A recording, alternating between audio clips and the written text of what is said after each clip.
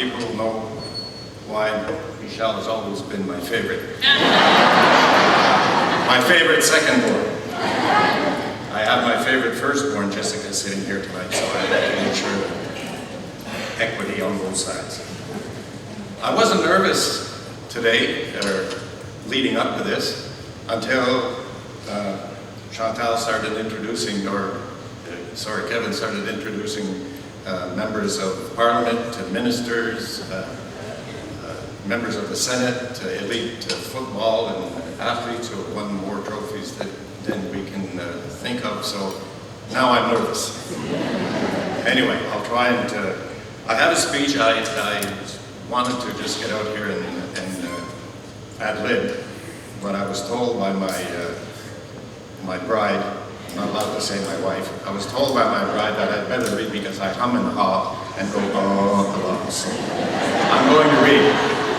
And I hope I don't trip over my tongue too often. So good afternoon, everyone. And a very special hello to invited guests and to fellow inductees. I would especially like to thank the members of the Hall of Recognition Selection Committee for the honor of this nomination.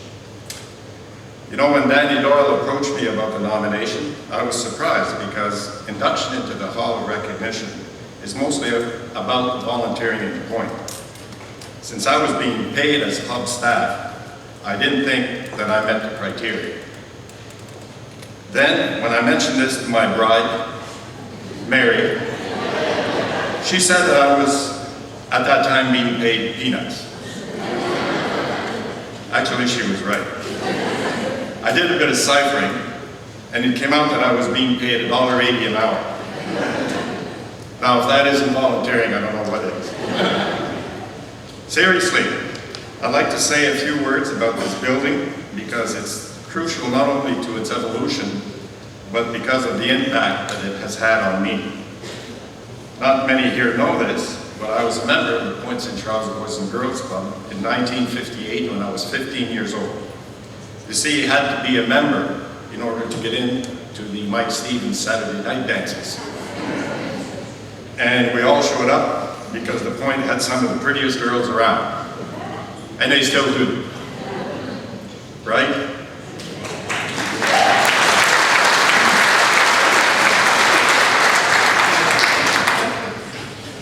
About 10 years later, I was hired by the MBGA, that's Montreal Boys and Girls Association, as the gym director, and I spent 7 years working here in the gym.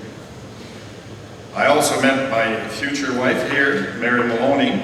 She was a young and attractive teacher volunteering along with her brother John in the homework help program. 3 years later, we had our wedding reception right here in the gym, this half of the gym. And I'm here today, and this time as a humble inductee. When I first started to work here, the club was only open to kids from 6 to 16 years old, 5 days a week. And 5 days a week, I did say that.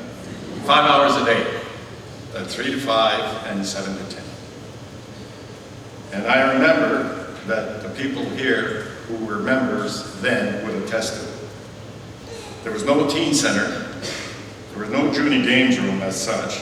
Access to equipment was somewhat restricted. There were no adult membership categories, and patients or parents were seldom around other than coming in cap in hand, pleading for little Johnny to be allowed back in after having been barred for life. I think there's a few here who I did bar for life. Doesn't work, they're here. Then something happened, or more accurately, someone happened. From the moment Ron Scholes came into the picture, things began to change. And that's when the Point St. Charles Boys and Girls Club morphed into a center dedicated to and for the community. A true community center, much as it is today. The teen center was formed, it had its own area, junior members finally got their own games room. Adults were welcome as members. Associations were allowed in, such as Leo's Boys and the Shamrock Boxing Club. Junior Robert even had an office here. associated with the Catholic charities. One of the most influential changes was that parents started coming into the club and helping with some of the activities and events. I was able to witness firsthand the positive effect their dedication and commitment had on those they helped. That's essentially the spirit that these volunteers sowed in me and led me to follow their example years later after leaving the Point and to this day. These are people who helped turn the club into a true community center, and I'm proud to say that I was there when it happened and extremely proud to have had a small part to play in this evolution. I would never have been able to achieve this without the personal involvement and friendship of people like Ron Scholes, Denis Arbor, Brian Baudouin, and Joe Mel. Last but not least, my bride of 45 years, Mary, without whose constant help, support, patience, and prodding, I might not be here to enjoy this day. As a matter of fact, any probably normal other person would have probably thrown me under the bus a few times. Mary had the patience not to. Thank you, I appreciate it.